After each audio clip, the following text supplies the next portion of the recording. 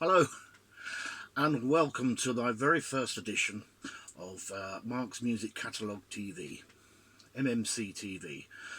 I'm doing this because I have a passion for music. As you can see behind me, I have lots of different CDs, vinyl, of various different genres from all around the world.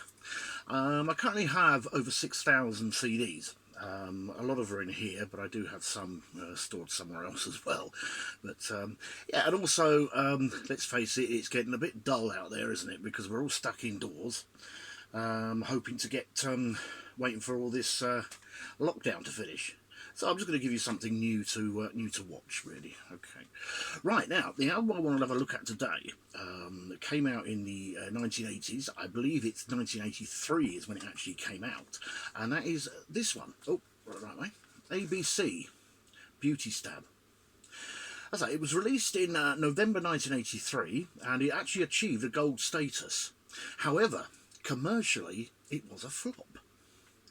Now, after their amazing, ABC's amazing panoramic album of the Lexicon of Love, you can't really knock them, because I think they were just looking to try something a little bit different. They didn't want to carry on doing the Lexicon of Love 3, the Lexicon of Love 4. I think they would have just been accused of doing another Lexicon of Love. So they tried something a little different. Beauty Stab.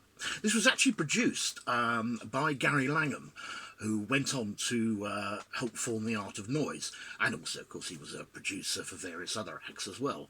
He's still around today, I believe. But the guy who produced this was, let me get this right, Gary Langham, with the help of ABC. So Trevor Horn wasn't involved in this one, but of course he was involved with the previous one, A Lexicon of Love. Now, like I say, although it achieved the gold status, it did get a lot of negative press.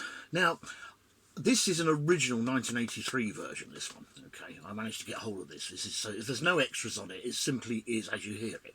So with today's technology of hi-fi and goodness knows what else, it probably sounds a little bit flat.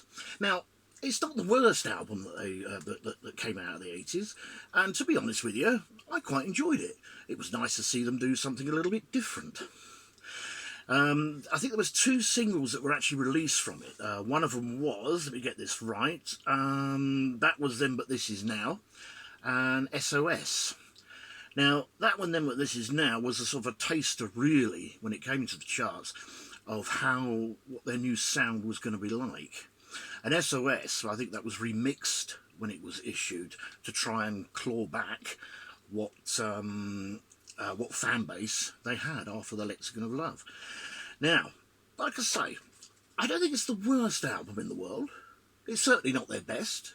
I believe Martin Fry did actually say, or I saw an interview once where he said they realised they probably made a mistake and they probably should have done another Lexicon of Love. But still, each to their own. But to be honest, now, like I say, I don't think it's all that bad. But when they did the reissue, of course, it was all remastered and everything, and there's 3 extra tracks on it. Now, for the life of me, I can't remember what they are, but I do know there was an extended version of That Was Then But This Is Now. And to be honest with you, it's not really that much different to the single version. It's just got an extended guitar bit at the end.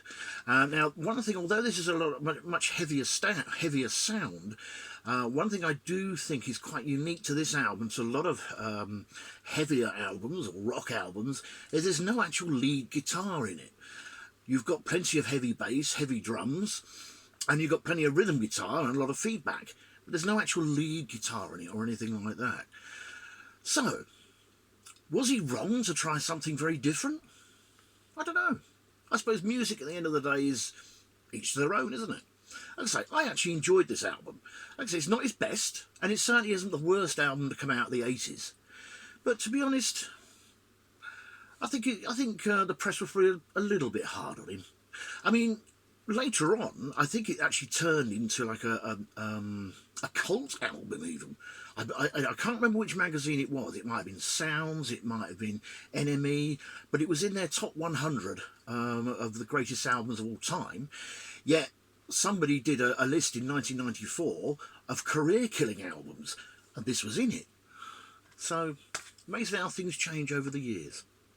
Anyway, so that's it. The ABC Beauty Stab.